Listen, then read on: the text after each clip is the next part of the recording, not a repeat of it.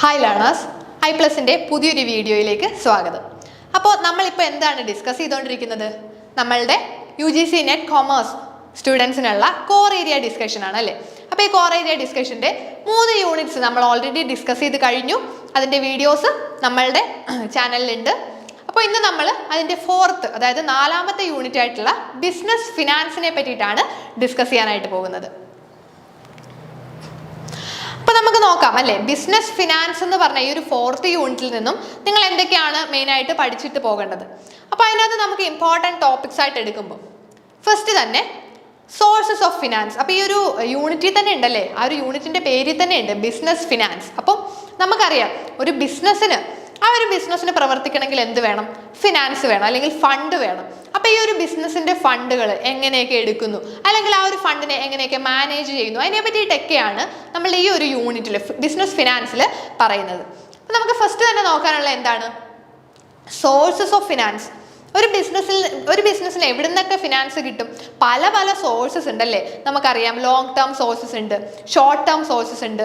പല സോഴ്സിൽ നിന്ന് ബിസിനസ്സിന് ഫണ്ട് കിട്ടാറുണ്ട്. അതുപോലെ തന്നെ ഓണേഴ്സ് ഫണ്ട് ഉണ്ട്, പിന്നെ ബോറോഡ് ഫണ്ട് ഉണ്ട്. നമുക്കറിയാം ഇക്വിറ്റി ഷെയർസും ഡിബഞ്ചേഴ്സും എല്ലാത്തിനെയും പറ്റിയിട്ട് പഠിച്ചിട്ടുണ്ട്. അപ്പോൾ ഈ ഒരു ഓണേഴ്സ് ഫണ്ടിൽ കൂടെയും ബോറോഡ് ഫണ്ടിൽ കൂടെയൊക്കെ പല രീതിയിൽ നമുക്ക് എന്ത് കിട്ടും? ബിസിനസ്സിന് ഫിനാൻസ് കിട്ടും. അപ്പോൾ ഇതിനെ നമ്മൾ പല കാറ്റഗറൈസ് ചെയ്ത്, ടൈമിൻ്റെ ബേസിലാണെങ്കിൽ ഷോർട്ട് ടേം എന്നും ലോങ് ടേം എന്നും, അതുപോലെ ഓണർഷിപ്പിൻ്റെ ബേസിലാണെങ്കിൽ എങ്ങനെയാ ഡെറ്റ് എന്നും ഇക്വിറ്റി എന്നും ഒക്കെ ഡിവൈഡ് ചെയ്ത് നമ്മൾ നല്ല രീതിയിൽ പഠിച്ചിട്ടുള്ളതാണ്. അപ്പോൾ ഈ ഒരു സോഴ്സസ് ഓഫ് ഫിനാൻസ് ആണ് ഫസ്റ്റ് നോക്കാനുള്ളത്. അപ്പം ഒരു ബിസിനസ്സിന് എവിടെ നിന്നൊക്കെയാണ് ഫിനാൻസ് കിട്ടുന്നത്, എവിടെ നിന്നൊക്കെ ഫണ്ട് റേസ് ചെയ്യാൻ പറ്റും, ആ ഒരു സോഴ്സസ് ഓഫ് ഫിനാൻസിനെ പറ്റിയിട്ട് നിങ്ങൾ നോക്കിയിരിക്കണം. അതിനകത്ത് ലീസ് ഫിനാൻസിങ്ങിനെ പറ്റിയിട്ട് എടുത്തു പറഞ്ഞിട്ടുണ്ട്. അപ്പോൾ എന്തായിരിക്കും കാരണം?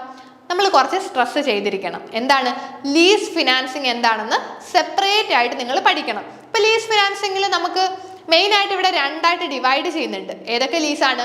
Operating ലീസും financial ലീസും. അപ്പോൾ ഇങ്ങനെ 2 രീതിയിൽ ഈ ലീസിനെ ഡിവൈഡ് ചെയ്തിട്ടുണ്ട്. അപ്പോൾ എന്താണ് ഓപ്പറേറ്റിംഗ് ലീസ്, എന്താണ് ഫിനാൻഷ്യൽ ലീസ്, ഈ കാര്യങ്ങളെ പറ്റിയിട്ട് നിങ്ങൾ പഠിക്കണം.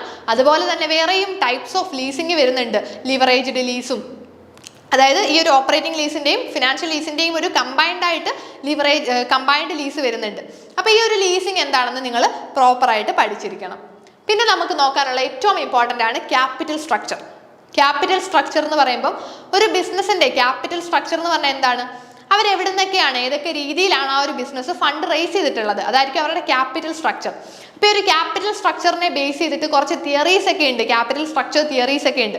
അപ്പോൾ ഈ ഒരു തിയറീസിനെ പറ്റിയിട്ട് നിങ്ങൾ നന്നായിട്ട് പഠിച്ചു വെച്ചിരിക്കണം. നിങ്ങൾക്ക് അറിയായിരിക്കും നെറ്റ് ഇൻകം അപ്രോച്ചും നെറ്റ് ഓപ്പറേറ്റിംഗ് ഇൻകം അപ്രോച്ചും, അതുപോലെ തന്നെ അപ്രോച്ചിനെ പറ്റിയിട്ടൊക്കെ കേട്ടിട്ടുണ്ടല്ലോ. അപ്പോൾ ഇതൊക്കെ എന്താണെന്ന് ഒന്നും കൂടി നിങ്ങൾ പ്രോപ്പറായിട്ട് പോയിട്ട് നോക്കണം. പിന്നെ നമുക്കുള്ളതാണ് capital budgeting decisions. Capital budgeting decisions ഭയങ്കര ഇമ്പോർട്ടൻസ് ഉള്ള നമ്മുടെ ബിസിനസ് ഫിനാൻസിലെ ഏറ്റവും കോർ ഏരിയയാണ്. അപ്പോൾ ഈ ഒരു ക്യാപിറ്റൽ ബജറ്റിംഗ് ഡിസിഷനകത്ത് conventional and scientific techniques of capital budgeting ഉണ്ട്. അതെന്താ പറയുന്നത്? ക്യാപിറ്റൽ ബജറ്റിംഗ് ടെക്നിക്സിനെ പറ്റിയിട്ടാണ്. അതിൽ ട്രഡീഷണൽ അപ്രോച്ചും മോഡേൺ അപ്രോച്ചും ഉണ്ട്.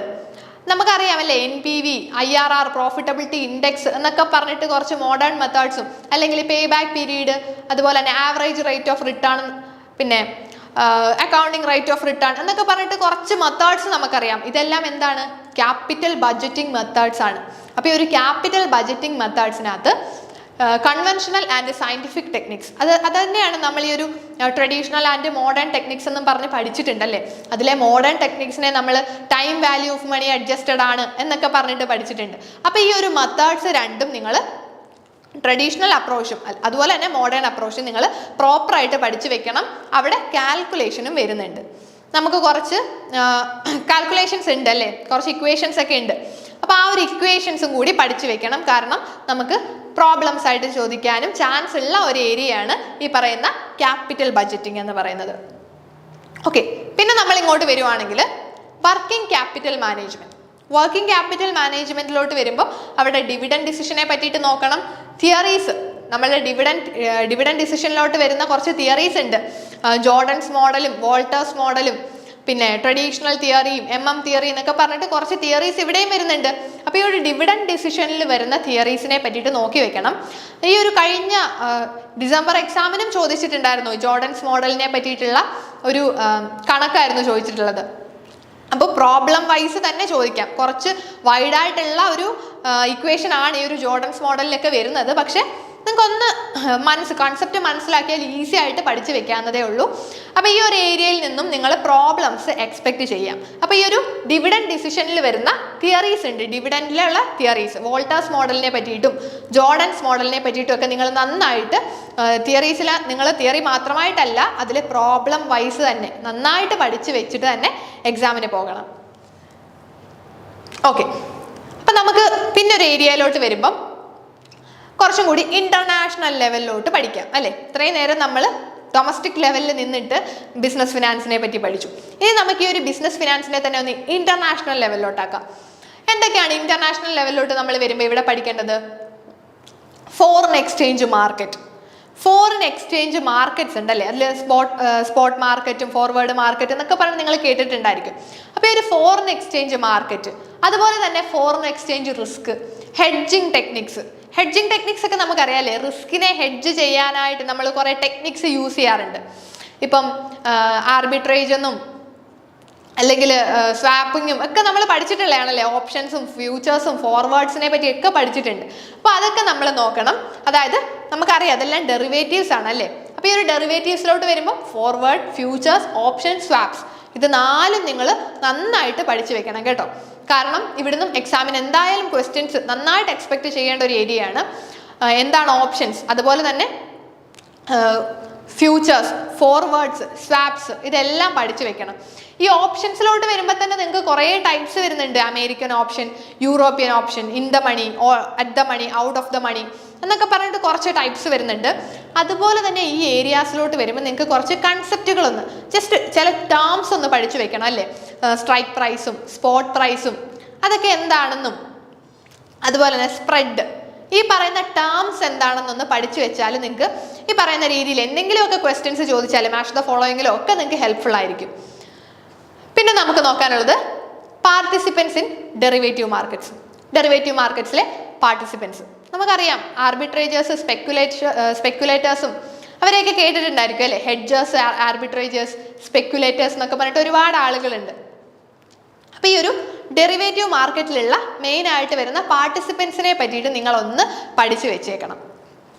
പിന്നെ നോക്കുവാണെങ്കിൽ നമുക്ക് international financial market and instruments, അതായത് ഇന്റർനാഷണൽ ഫിനാൻഷ്യൽ മാർക്കറ്റിൽ വരുന്ന മെയിനായിട്ടുള്ള ഇൻസ്ട്രുമെന്റ്സ് ഉണ്ട്. അവിടെ euro currency, GDR and ADR. അറിയാലോ, GDR-ഉം ADR-ഉം ഒക്കെ എന്താണെന്ന് ഞാൻ പ്രത്യേകം പറയേണ്ട ആവശ്യമില്ലല്ലോ അല്ലേ. അത് എന്താണ്? ഗ്ലോബൽ ഡെപ്പോസിറ്ററി റെസിപ്റ്റ്സും അമേരിക്കൻ ഡെപ്പോസിറ്ററി റെസിപ്റ്റ്സും ഒക്കെ എന്തായാലും എക്സാമിന് ഉറപ്പായിട്ട് നിങ്ങൾ എക്സ്പെക്ട് ചെയ്തോളൂ. ഇവിടെ യൂറോ കറൻസിയെ പറ്റിയിട്ടും യൂറോ സോൺ എന്താണെന്നൊക്കെ നിങ്ങൾ പഠിച്ചിട്ടുണ്ടായിരിക്കും അല്ലേ. അപ്പം യൂറോ കറൻസി, GDR, ADR ഇത്രയും കാര്യങ്ങളും നിങ്ങൾ പ്രോപ്പറായിട്ട് പഠിക്കണം. അവിടെ ഗ്ലോബൽ ഡെപ്പോസിറ്ററി റെസിപ്റ്റ്സും അമേരിക്കൻ ഡെപ്പോസിറ്ററി റെസിപ്റ്റ്സിന് നിങ്ങൾ കൂടുതൽ ഇമ്പോർട്ടൻസ് കൊടുത്ത് പഠിക്കണം കേട്ടോ. കാരണം ഇത്രയും ഇമ്പോർട്ടൻ്റ് ആയിട്ടുള്ള ഒരു ഏരിയയാണ്. ഇത്രയും കാര്യങ്ങൾ നിങ്ങൾ ഏതിൽ നിന്ന് പഠിക്കണം? നമ്മളുടെ ബിസിനസ് ഫിനാൻസിലെ ഇന്റർനാഷണൽ ലെവലിൽ വരുമ്പോൾ നിങ്ങൾ ഇത്രയും കാര്യങ്ങളെങ്കിലും പഠിച്ചു വെച്ചിരിക്കണം. അപ്പൊ നോക്കിയേ, നമ്മൾ ബിസിനസ് ഫിനാൻസിൽ എന്തൊക്കെ കാര്യങ്ങളാണ് നോക്കി വെക്കേണ്ടത്? സോഴ്സ് ഓഫ് ഫിനാൻസ്, അതിൽ ലീസ് ഫിനാൻസിങ്ങിന് പ്രോപ്പറായിട്ടുള്ള ഇമ്പോർട്ടൻസ് കൊടുത്ത് പഠിക്കണം. പിന്നെ capital structure, capital budgeting decisions, അതിൽ ട്രഡീഷണൽ ടെക്നിക്സും മോഡേൺ ടെക്നിക്സും വരുന്നുണ്ട്. പിന്നെ വർക്കിംഗ് ക്യാപിറ്റൽ മാനേജ്മെന്റ്, ഡിവിഡൻഡ് ഡിസിഷൻസും തിയറീസും, ഡിവിഡൻഡ് ഡിസിഷനിൽ വരുന്ന തിയറീസും ഉണ്ട്. പിന്നെ നമുക്ക് നോക്കാനുള്ള എന്താ, കുറച്ചും കൂടി ഇന്റർനാഷണൽ ലെവലിലോട്ട് വരാം. അവിടെ ഫോറിൻ എക്സ്ചേഞ്ച് മാർക്കറ്റ്സിനെ പറ്റി നോക്കണം. അതുപോലെ തന്നെ ഡെറിവേറ്റീവ്സ് എന്തൊക്കെയാണെന്ന് നോക്കണം. പിന്നെ participants in derivative market, then finally euro currency, GDR and ADR. Okay, അപ്പം ഇത്രയും കാര്യങ്ങളെ പറ്റിയിട്ട് നിങ്ങളൊന്ന് നോക്കി വെച്ചാൽ എന്തായാലും നിങ്ങൾക്ക് ബിസിനസ് ഫിനാൻസിൽ നിന്നും വരുന്ന ക്വസ്റ്റ്യൻസിനെ ഒരുവിധം നല്ല രീതിയിൽ തന്നെ നിങ്ങൾക്ക് അതിൽ മാർക്ക് സ്കോർ ചെയ്യാനായിട്ട് പറ്റും. അപ്പം നന്നായിട്ട് നിങ്ങൾ ഓരോ യൂണിറ്റിനെ പറ്റിയിട്ടും ഈ പറയുന്ന ഇത്രയും കാര്യങ്ങളെങ്കിലും പ്രോപ്പറായിട്ട് പഠിച്ചു വെച്ചിരിക്കണം. അപ്പോൾ നമ്മളുടെ ബിസിനസ് ഫിനാൻസിൽ നിന്ന് നിങ്ങൾ ഇത്രയും കാര്യങ്ങളൊക്കെ നോക്കുക. നെക്സ്റ്റ് വീഡിയോ ആയിട്ട് നമുക്ക് നെക്സ്റ്റ് യൂണിറ്റ് നമുക്ക് നെക്സ്റ്റ് വീഡിയോയിൽ ഡിസ്കസ് ചെയ്യാം. താങ്ക്